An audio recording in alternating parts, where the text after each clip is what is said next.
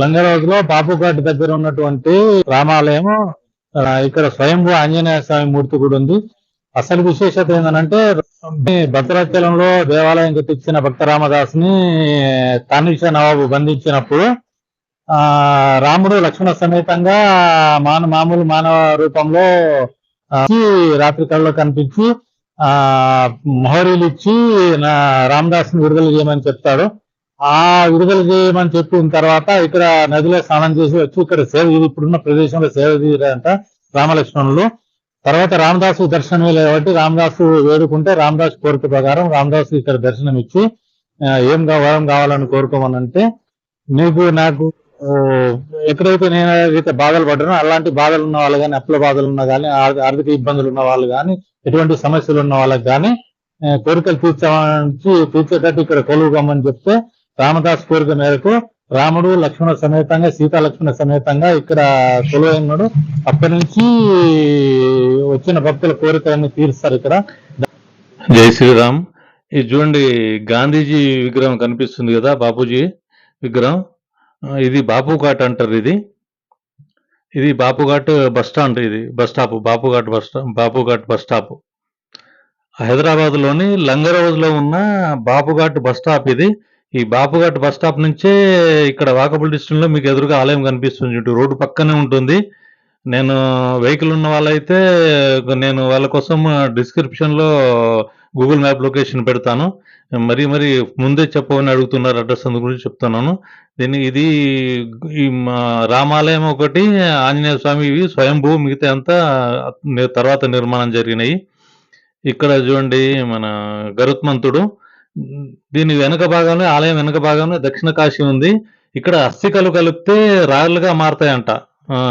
గాంధీజీ అస్థికలు కానీ, వాజ్పేయి అస్థికలు, ఇందిరాగాంధీ అస్థికలు కూడా కలిపారంట. చాలా విశేషం. నేను చూపిస్తాను, స్కిప్ చేయకుండా చూడండి దయచేసి. ఎదురుగా రామాలయం మనకు కనిపించేది. తర్వాత పక్క పక్కన వేరే ఆలయాలు అన్ని ఉన్నాయి, అన్ని చూపిస్తాను మీకు నేను. ఎదురుగా ధ్వజస్తంభం.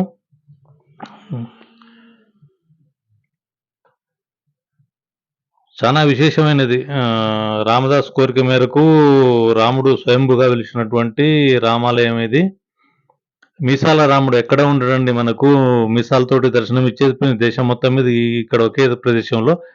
రామదాస్కి ఎలాగైతే అది తానిషాకు ఎలాగైతే దర్శనం ఇచ్చాడో లక్ష్మణుతోటి మీసాలుగా, అట్లాగే దర్శనం ఇచ్చాడు ఇక్కడ. ఈ గణపతి చూడండి మనకు, అది వెండి వర్ణం, అది బంగారు వర్ణంలో మెరిసిపోతుంటారు.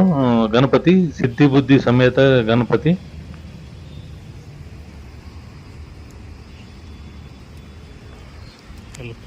అది ఎలుక వాహనం.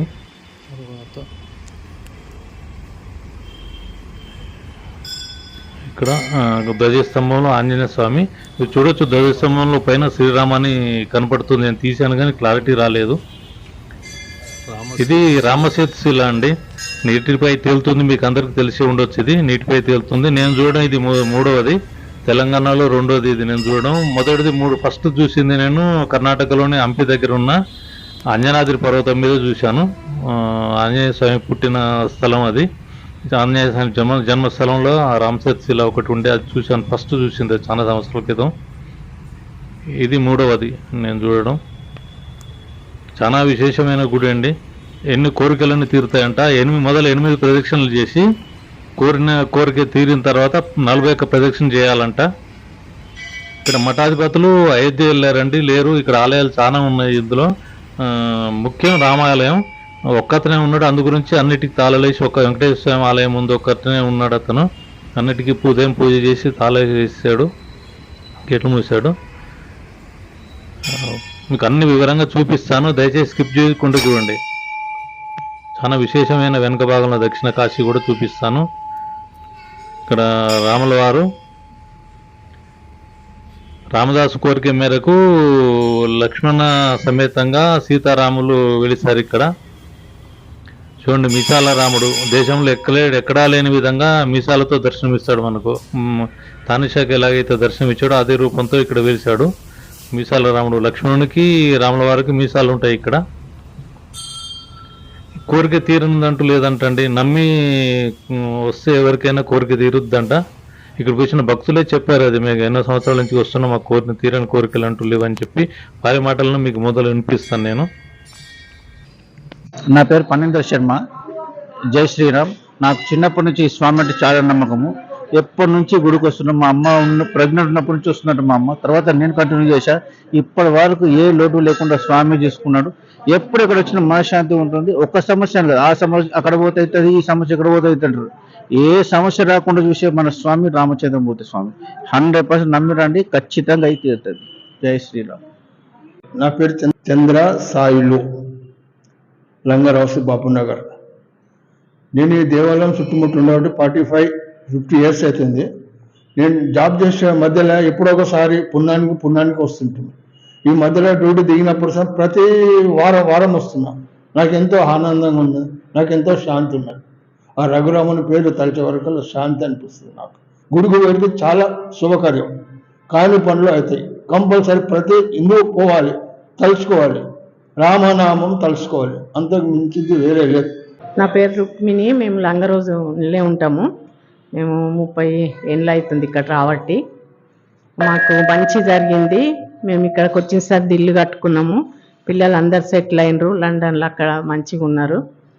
మేము కూడా ఆరోగ్యంగా ఉండాలని వస్తుంటాము. జై శ్రీరామ్.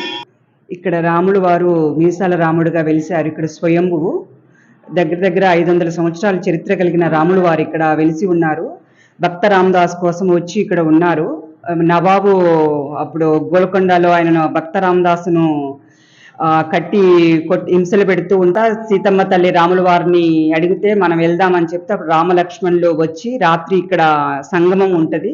సంగమంలో స్నానం చేసి తెల్లవారుజామున 3 గంటలకి నవాబుకి కల్లోకి వెళ్ళి రూమ్లోకి వెళ్ళి భక్త రామదాసు ఏదైతే అప్పులు చేసి నాకు భద్రాచలంలో రాముల వారి టెంపుల్ కట్టారో ఆ టెంపుల్కి, ఆ దేవాలయానికి ఖర్చు చేసిన పైకం మొత్తము నేను ఇస్తున్నానని చెప్పి వరహాల రూపంలో అక్కడ పోస్తారు. తెల్లారి పొద్దున్నే నవాబు లేచి చూస్తే మొత్తము వరహాలు కనిపిస్తాయి. ఇదంతా ఆశ్చర్యపోయి ఏంది అని చూస్తే భక్త రామదాస్ కోసం వచ్చారని తెలుస్తారు. అప్పుడు తర్వాత భక్త రామదాసు, నాకెందుకు కనిపించావు స్వామి, నువ్వు నవాబు స్వామికి కనిపించావు, రాజు గారికి నాకెందుకు కనిపించావు అని చెప్పేసి ఆయన గుండె చీల్చుకొని పోతే అప్పుడు రాముల వారు ప్రత్యక్షమయ్యి, నీది పూర్వజన్మలో నువ్వు ఒక చిలుకను బంధించడం వల్ల ఆ దోష పరిహారార్థం ఈ జన్మ నువ్వు ఇది అనుభవించాల్సి వచ్చింది. ఆ చిలక పంజరంలో ఉన్నంత కాలం కొన్ని బాధలు పడింది. అందుకే ఈ పంజరంలో ఉండటానికి కారణం ఆ చిలకను బంధించడం వల్లనే. అందుకే ఈ జన్మతోటి నీకు అయిపోయింది, నాలో ఐక్యం చేసుకుంటున్నాను, నీ కోరిక ఏంటో చెప్పు అని భక్త రామదాస్ని రాములు వారు అడిగితే అప్పుడు భక్త రామదాస్ చెప్తాడు, ఇక్కడ ఎవరైతే అప్పులతో ఆర్థిక ఇబ్బందులతో బాధపడుతూ ఉంటారో వాళ్ళందరి కోసం నువ్వు ఇక్కడ స్వామి మీరు ఇక్కడ వెలవాలి అని చెప్తే అప్పుడు రామ లక్ష్మణులుగా ఇక్కడ రాముల వారు వచ్చి వెలిసి ఉన్నారు. ఆర్థిక ఇబ్బందులతో బాధపడేవారు కానీ ఎటువంటి సమస్య ఉన్నా సరే ఇక్కడ స్వామి వారికి వచ్చి 11 డేసా 41 డేసా అలా 41 ప్రదక్షిణాలు కానీ 108 ప్రదక్షిణాలు కనుక చేస్తే అసలు 100% మాత్రము సమస్య తీరిపోతుంది.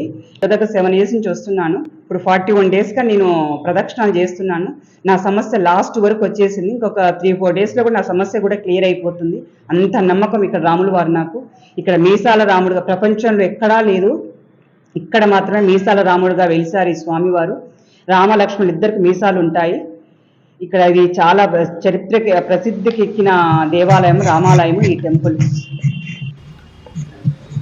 పక్కనే రామాలయం ఎడం వైపు ఈ బిందుల నుంచి వెళ్తే ఇక్కడే లక్ష్మీదేవి విగ్రహం తర్వాత ప్రతిష్ఠించింది. గజలక్ష్మి అమ్మవారు, లక్ష్మీదేవి.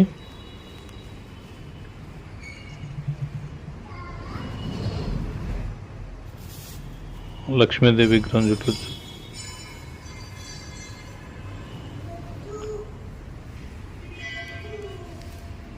ఇక్కడ కూర్మావతారం మీద లక్ష్మీదేవి ఉత్సవమూర్తి విగ్రహం అభిషేకం చేయడం కోసం.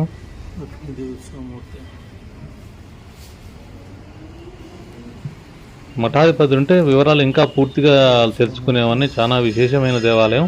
ఈ దేవాలయం చుట్టూ చూడండి, లోపలనే గోడలలోనే కొన్ని విగ్రహాలు ప్రతిష్ఠించారు. మళ్ళీ సపరేట్ గుడులు కూడా ఉన్నాయి. ఇక్కడ చూపిస్తాను మీకు. ఇక్కడ చూడండి వేణుగోపాల స్వామి ఆలయం సపరేట్ ఉంది, అయినా కానీ వేణుగోపాల స్వామి ఫస్ట్ పెట్టారు కదా.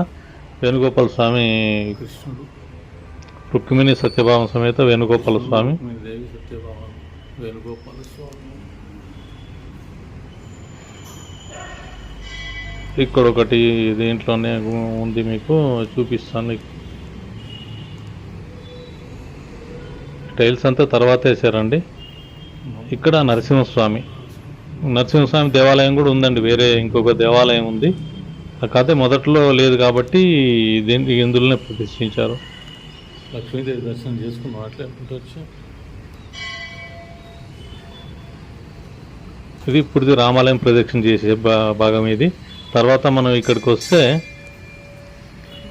ఈ పక్క మోహినిదాస్ మహారాజ్ జీవ సమాధి. ఫస్ట్ అప్పట్లో ఎవరైతే ఉన్నారో ఇది మఠాధిపతుల ఆధ్వర్యంలో ఉంది. మోహినిదాస్ మహారాజ్ గారు జీవ సమాధి చెందారు. వారు ఇక్కడ చూడండి, వాళ్ళు జీవించి ఉన్నప్పుడు ఇక్కడ కార్తీక పౌర్ణమి రోజు ఇక్కడ ఉంది చూడండి, ఈ ముళ్ళ లాగా ఉన్నటువంటి కూర్చునేది ఇది. దీని మీద కార్తీక పౌర్ణమి రోజు సాయంకాలం పూట 1 గంట పాటు దీని మీద కూర్చొని వచ్చిన భక్తులతోటి మాట్లాడేవారంట. అదే ఆనవాయితీగా కొనసాగుతుంది. ఇప్పటికి కూడా ఉన్న ఏ మఠాధిపతి ఇప్పుడు ఉంటారో వాళ్ళు ఇప్పుడు అదే మఠాధిపతి దాని మీద కార్తీక పౌర్ణమి రోజు సాయంకాలం పూట కూర్చుంటారంట దాని మీద. ఇదే జీవ సమాధి చూడండి, మోహిన్ దాస్ మహారాజ్ గారిది.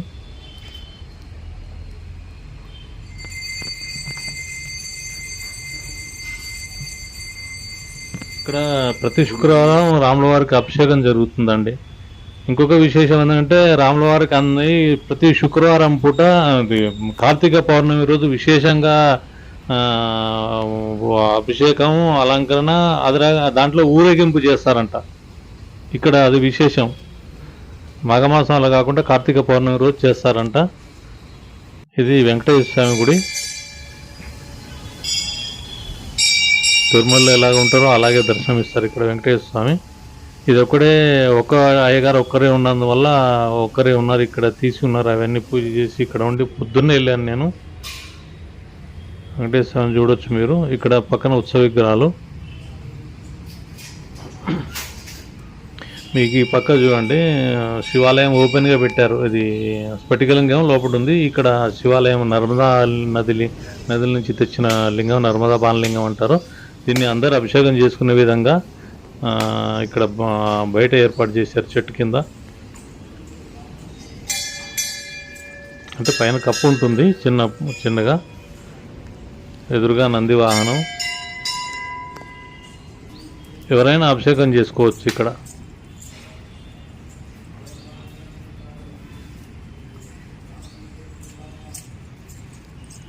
ఈ పక్కనే చూపిస్తాను మీకు. ఆంజనేయ స్వామి స్వయంభూ ఉంటారు. తర్వాత పంచముఖ ఆంజనేయ స్వామిని ప్రతిష్ఠించారు. ఈ పక్కనే చూడండి.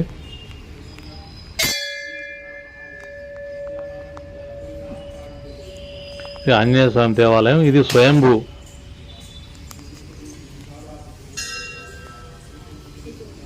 మిగతా దేవాలయాలని ప్రతిష్ఠించినాయి. రాముల వారిది, ఆంజనేయ స్వామిది స్వయంభూ. ఇక్కడ మీకు కింద కనిపిస్తుంది చూడండి, ఇది స్వయంభూ. పైన కనిపించేది పంచముఖ ఆంజనేయ స్వామిది ప్రతిష్ఠించింది. మీకు కింద కనిపించే మూర్తి ఉన్నది కదా స్వయంభూ, చాలా పురాతనమైనది. రామాలయం కూడా దరిదాపు స్వయంభూ చూడండి, స్వయంభూ ఆంజనేయ స్వామి. రామాలయం కూడా భద్రాచలం రామాలయం కట్టిన తర్వాతనే కొద్ది రోజులకి ఏర్పాటైంది. ఇది రామదాస్ కోరిక మేరకు.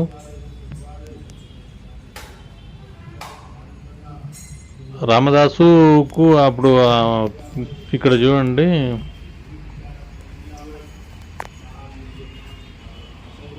ఆంజనేయ స్వామి వివిధ రూపాలలో దర్శనమిస్తారు మనకి. ఇక్కడ వివిధ రూపాల్లో హనుమాన్ చాలీసా చదువుకుంటారు ఇక్కడ కూర్చొని. వివిధ రూపాల్లో ఆంజనేయ స్వామి దర్శనమిస్తారు. హనుమాన్ చాలీసా చదువుకునే వాళ్ళు ఇక్కడ కూర్చొని చదువుకుంటారు. ఆ పక్కన గణపతి.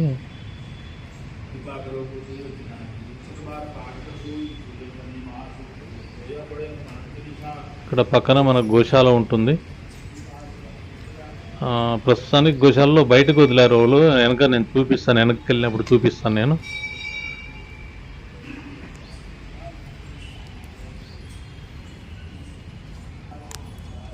ఇక్కడ దత్తాత్రేయ స్వామి, గణపతి, పార్వతి పరమేశ్వరులది కూడా మూర్తులను ప్రతిష్ఠించారు. శివలింగానికి తొడుగు కూడా ఇక్కడ ఉంది చూడండి. పక్కన స్ఫటికలింగం ఉంది, చూపిస్తాను మీకు. చూడండి, స్ఫటికలింగం, నందీశ్వరుడు ఎదురుగా ఈశ్వరుని కూడా అమ్మవారిని ప్రతిష్ఠించారు. స్ఫటికలింగం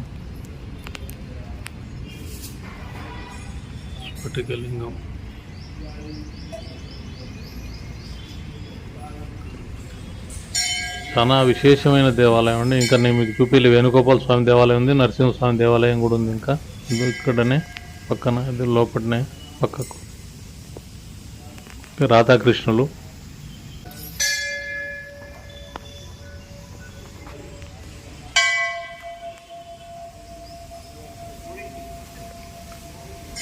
నాగేంద్రునికి పూజ చేస్తారు. ఇక్కడ అభిషేకం చేసుకునే వాళ్ళు. గోచారం చూడండి, నేను వెనక వైపు చూపిస్తాను. ఆవులు బయట ఉన్నాయి మొత్తం. ఇప్పుడు నేను వెనక వైపు వెళ్తాను కదా, అప్పుడు చూపిస్తాను. తానిషా రామదాసుని భద్రాచలంలో రామాలయం కట్టినందుకు బంధించి హింసిస్తుంటే అప్పుడు రాములవారు వచ్చి ఇక్కడ వరహాలు ఇచ్చి రామదాసుని విడిపివని చెప్తాడు. చెప్పినప్పుడు ఉదయం లేచి చూసుకునేసరికి కళ్ళు అనుకుంటాడు. ఉదయం లేచి చూసేసరికి వరాహాలు ఉంటాయి. అప్పుడు చూసి రామదాసుని విడిపిస్తే రామదాసు అప్పుడు అనిపిస్తాడు, నాకు కనిపించిన స్వామి ఈ నవాబు కనిపించిండు కదా, నేనే పని చేసిన అని చెప్పి బాధపడుతుంటే రాములవారు దర్శనమిస్తారంట. ఇక్కడే రాములవారు పక్కన నదీ తీరం త్రివేణి సంగమం ఉండి ఇక్కడ స్నానం చేసి ఇక్కడ సేద తీరారంట. ఇక్కడే దర్శనం ఇచ్చారంట రాములవారు. అందుకనే రామలవారికి దర్శనం ఇచ్చేందుకు రామదాస్ కోరిక మేరకు ఇక్కడ కొలువైనారు. రామదాస్ కోరిక మేరకు భక్తులకు కష్టాలు, నాకు వచ్చిన కష్టాలు ఎవరికి రాకూడదు అని చెప్పి కోరికలు తీర్చడం అంటే ఇక్కడే స్వయంభూగా వెలిశారంట. సీతాదేవి సమేతంగా, లక్ష్మణ సమేతంగా సీతారాములు. ఇదే వెంకటేశ్వర స్వామి ఆలయం చూడండి. పూజారి ఈతను ఒక్కనే ఉన్నాడు, ఎవరు లేరు ఈరోజు. మఠాదులంతా పూజారులు అయోధ్య వెళ్ళారంట. ఇది వేణుగోపాల స్వామి ఆలయం చూడండి. ఒక్కడే ఉండడం వల్ల అన్నిటికీ లోపలికి వెళ్తారనే ఉద్దేశంతో తాళం వేశాడు అతను. ఇది నరసింహస్వామి దేవాలయం.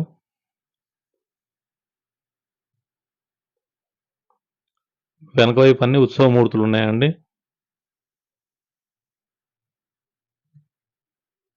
నవగ్రహాలు ఇక్కడ మనకు ధ్వజస్తంభం రైట్ సైడ్ లోనే నవగ్రహాలు ఉంటాయి.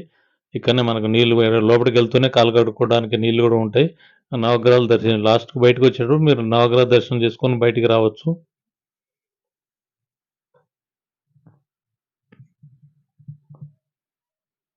అక్కడ కాలు కడుక్కున్న నీళ్లు కూడా చూడండి. ఇక్కడనే మనకి ఎంట్రన్స్ ఉన్న మెట్లు దిగగానే, బయట నుంచి వస్తుంటే మెట్లు దిగగానే రైట్ సైడ్ లో నవగ్రహాలు ఉంటాయి. పక్కనే వాటర్ ఉంటుంది, ట్యాపులు ఉంటాయి కాలు కడుక్కోవడానికి. నవగ్రహ దర్శనం చేసుకొని వెళ్లే ముందు నవగ్రహ ప్రదక్షిణ చేసుకొని బయటకు వెళ్ళాలి. ఈ వెనుక భాగం చూడండి, రామాలయం వెనుక భాగం. ఇప్పుడు ఆవు పాలిస్తున్నట్టు పైన సుదర్శన చక్రం చూడండి గోపురం మీద.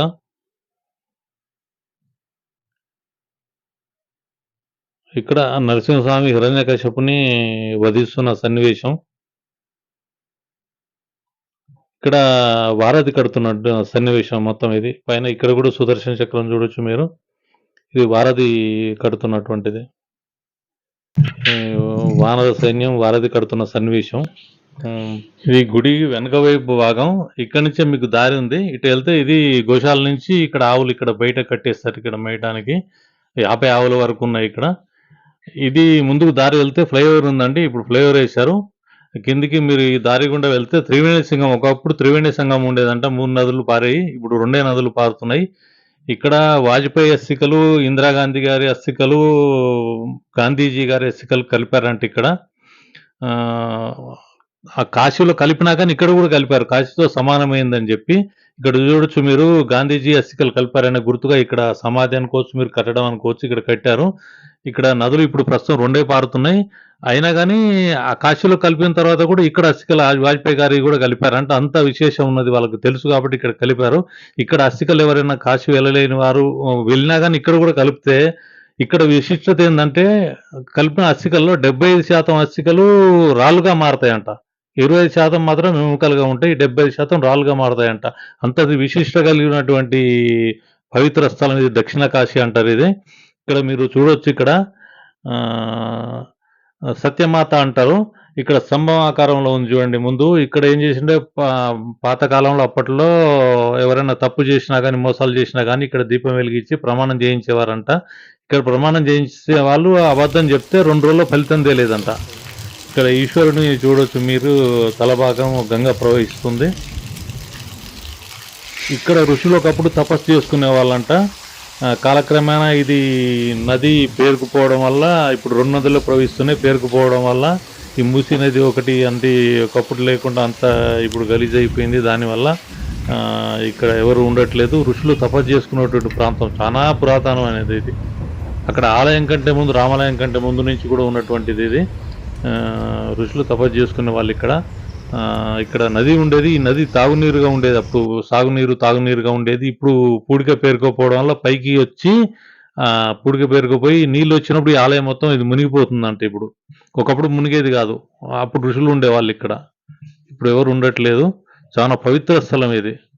ఇక్కడ చూడండి, ఆంజనేయ స్వామి మనకు ఇక్కడ ముందు ఆంజనేయ స్వామి పాదాలు, తర్వాత ఈశ్వరుడు, రైట్ సైడ్ లో గణపతి, ఎడమవైపు నరసింహస్వామి, వెంకటేశ్వర స్వామి అతను చూపిస్తున్నాడు చూడండి. ఒక అతను పక్కన ఇక్కడే ఉంటారంట, చూపిస్తున్నాడు, మనకు వివరిస్తున్నారు. చాలా విశేషం అండి. దక్షిణ కాశీ పేరు కాంచింది ఇది. అస్థికలు ఎవరైనా కానీ, మీరు అక్కడికి వెళ్ళలేని వాళ్ళు వెళ్ళినా కానీ కొన్ని అస్థికలు ఇక్కడ కలపడితే చాలా పుణ్యం వస్తుందంట, చాలా అది. అందుగురించి ఇక్కడ కలుపుతారు. కాశీలో కలిపినా కానీ ఇక్కడ కలుపుతారంటే మీరు అర్థం చేసుకోండి ఎంత పవిత్ర స్థలం అనేది దక్షిణ కాశీ. ఇది చూడండి, రాములవారిని కార్తీక పౌర్ణమి రోజు రాములవారిని ఊరేగిస్తారంట. ఊరేగింపు ముందు ఇక్కడికి తీసుకొచ్చి ఇక్కడ 4 హోళ్ళు ఉంటాయి. ఇక్కడ 4 హోళ్ళు పందిరేసి ఇక్కడ నదీ స్నానం చేయించి అలంకరణ చేసిన తర్వాత ఊర్లో ఊరేగింపు చేస్తారంట. అది అనాదిగా వస్తున్న ఆచారం ఇప్పటికి కూడా కొనసాగుతుందంట. కార్తీక పౌర్ణమి చూడండి, ఎక్కడైనా బ్రహ్మోత్సవాలు జరగడం ఏదైనా కానీ ఇక్కడ ఈ టైంలో, ఇది మాఘమాసంలో జరుగుతుంది, ఇక్కడ మాత్రం కార్తీక మాసంలో రాముల వారికి జరుగుతాయి. లైక్, షేర్, సబ్స్క్రైబ్ చేయండి. నచ్చితే కామెంట్ చేయండి.